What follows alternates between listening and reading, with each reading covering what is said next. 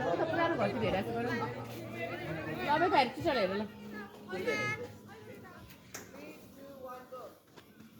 कहाँ गयो मलाई के थाहा रातो लाग्छ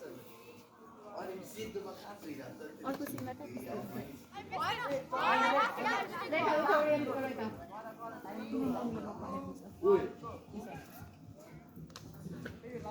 उता हेर यसरी हातले देखाउनु यसरी हातले यस्तो गरौँ यस्तो गरौँ